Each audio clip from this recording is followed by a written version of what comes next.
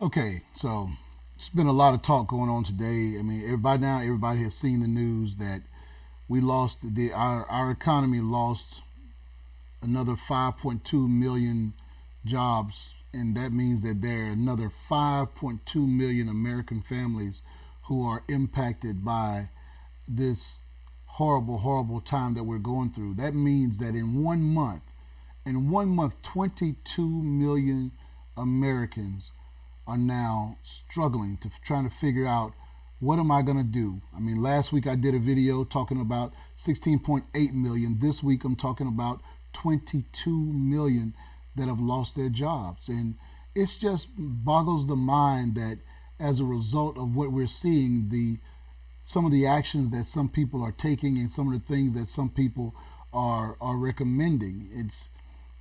But my concern is for the people. My concern is for the people who are struggling through the situation. My concern is for the people who are wrestling with making some very difficult decisions.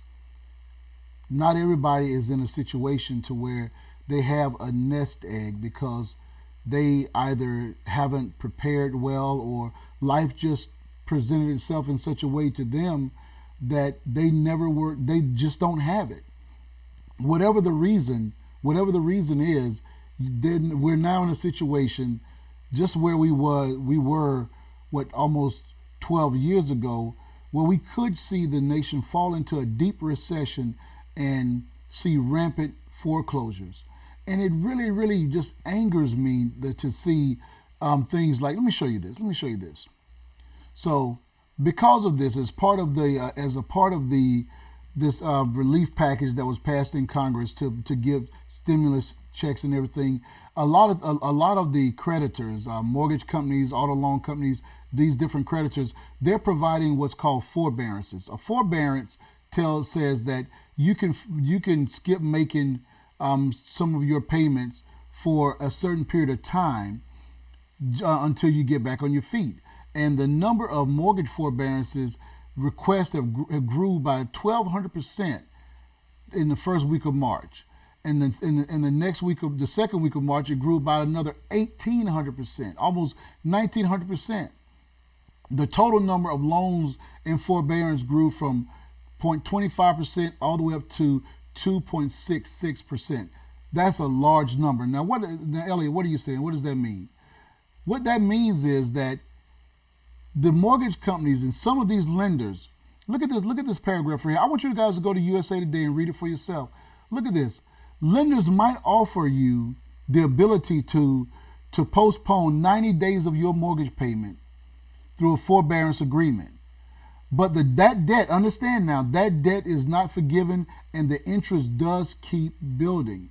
In some cases, some consumers are reporting that banks are telling them that at the end of this forbearance, they're going to be required to pay that money back in a lump sum. Now, who can afford to do that when 22 million people have been out of work? You're getting a little funky $1,200 stimulus check, and now you got to pay a 3-month lump sum mortgage. What does that mean? You get the forbearance.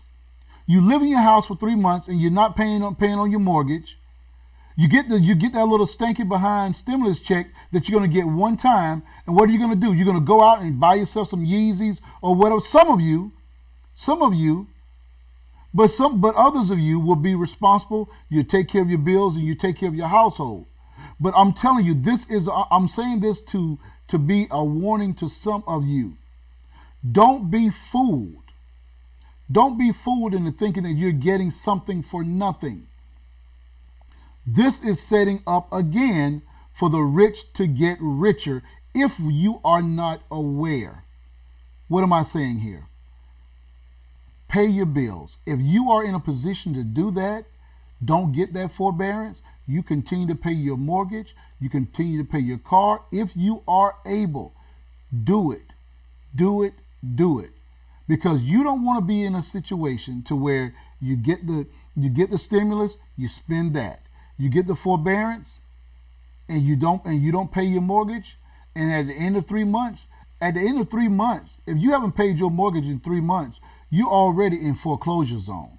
So there may be some provisions in this legislation to delay that, but at some point, if you don't deal with that 3 month behind on your mortgage, guess what?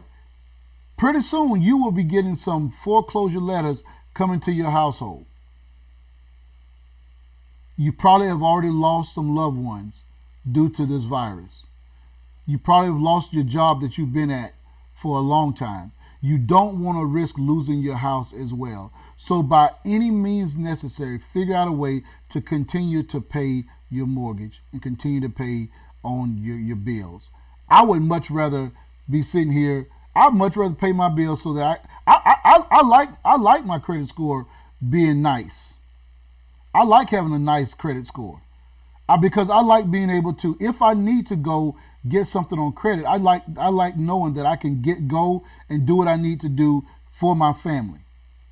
If you don't pay this stuff, it might not affect you right now because they're not able to report on your credit right now, but at some point they're going to come calling. They're going to come calling looking for what you owe them. So be mindful, be smart. Don't fall for the okie doke. Another thing I want to talk to you about, that this is just absolutely bananas.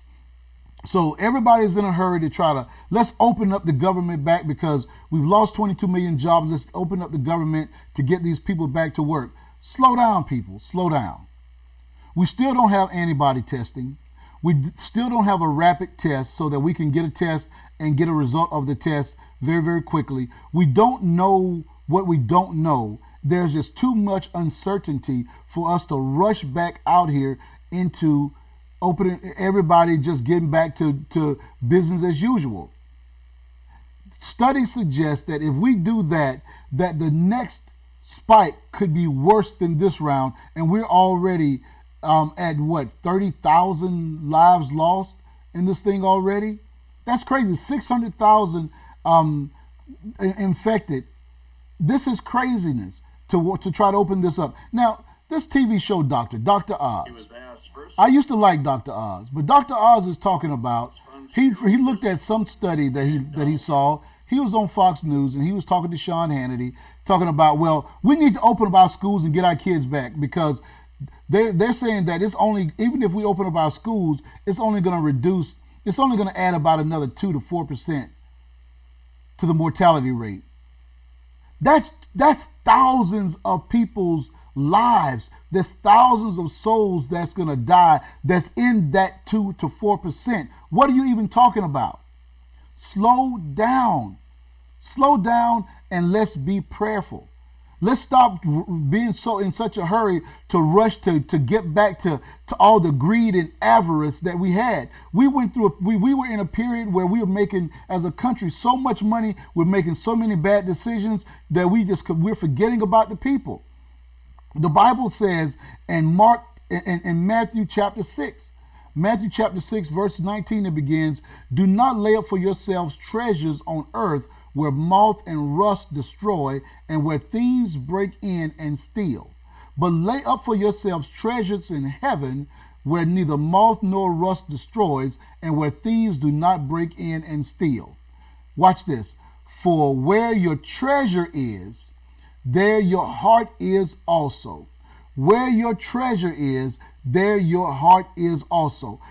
Our politicians, many of them, are showing us where their heart is because they want to put the opening up the government over the lives of the American people. Don't let it happen. You are a voter. You have a voice. You do not have to stand for it. And finally, the last thing that I wanted to talk to you about, the Michigan governor, Governor Whitmer, is trying to keep the state of Michigan safe. Now, you got a bunch of folk who are mad because she has extended social distancing and she wants to keep her state safe because there are spikes all over the place. So you got a group of protesters that staged this demonstration called Operation Gridlock. You can see it here on ABC News.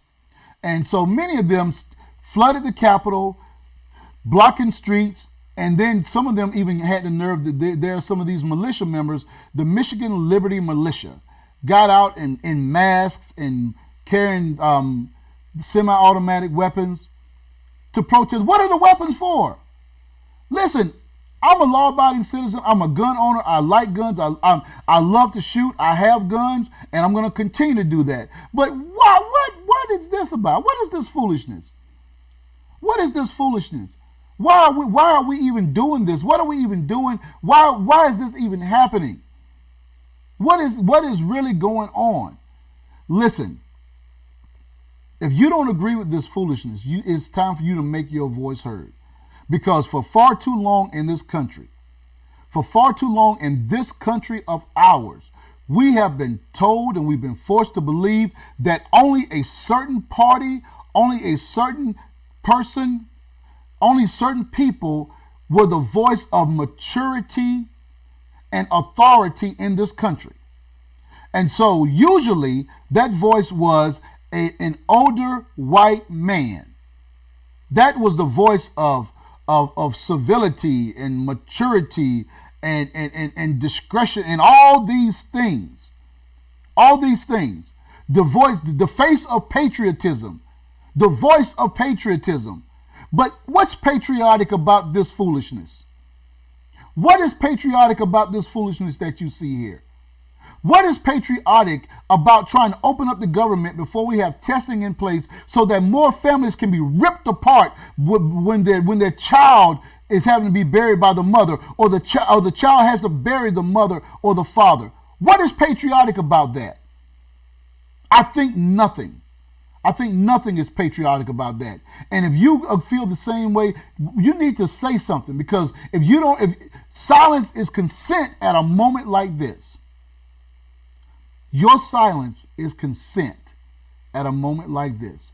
I didn't mean to talk so long on this thing, but these are just some things that I'm really passionate about. I'm really passionate about this stuff. It's just really mind-boggling what we're going through in this country.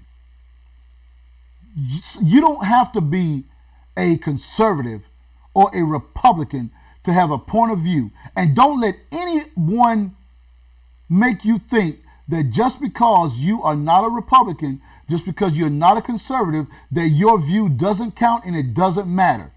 If you don't like what I'm saying, then don't follow me, don't listen to me, because I'm going to tell you how I feel.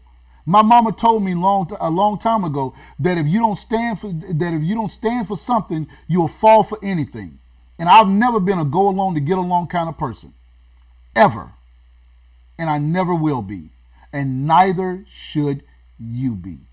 If you don't like what's going on, say something about it.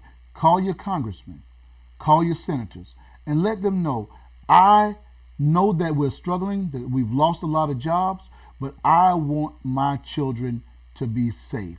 I want me to be safe. Get the testing in place. Get all the testing and everything in place, and then we can proceed beyond that. But that's it. I'm done. I'm getting off my soapbox right now. But if you haven't already done so, please consider joining the channel. 5 Minutes of Faith with Pastor ABE, which sometimes goes a little longer, in this case almost 14 minutes. But I had a lot to get off my chest, and I believe that there are at least 2 or 3 of you who feel the same way that I do. And if you do, consider subscribing to this channel. Until next time, this is Pastor ABE. Be blessed.